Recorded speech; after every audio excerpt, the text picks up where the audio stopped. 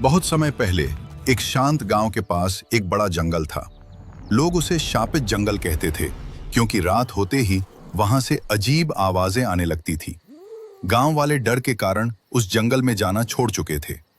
एक दिन Golu the giant को पता चला कि जंगल के जानवर अचानक गायब हो रहे हैं। गोलू बहादुर था, इसलिए उसने सच जानने का फैसला किया। रात होते ही गोलू जंगल की तरफ चल पड़ा। जंगल के अंदर घना अंधेरा था, पेड़ हिल रहे थे और ठंडी हवा चल रही थी। तभी गोलू को जमीन पर बड़े बड़े पंजों के निशान दिखाई दिए।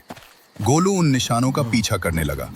कुछ दूर जाने पर अचानक जमीन हिलने लगी और पेड़ों के पीछे से एक विशाल शैडो मॉन्स्टर बाहर आया। उसकी आंखें लाल चमक रही थी। मॉन्स्टर जोर से गरजा, "ये जंगल अब मेरा है।" जंगल के सारे जानवर डरकर छिप गए, लेकिन गोलू पीछे नहीं हटा। गोलू बोला, "डर फैलाना ताकत नहीं होती।" मॉन्स्टर ने हमला करने की कोशिश की, लेकिन गोलू ने हिम्मत से उसका सामना किया।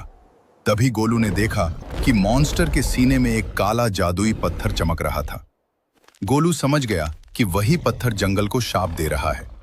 गोलू धीरे धीरे आगे बढ़ा और सही मौका देखकर उस जादुई पत्थर को निकाल दिया। जैसे ही पत्थर अलग हुआ, मॉन्स्टर की ताकत खत्म होने लगी। कुछ ही सेकंड में मॉन्स्टर धुएं में बदल गया। अचानक पूरा जंगल रोशनी से भर गया।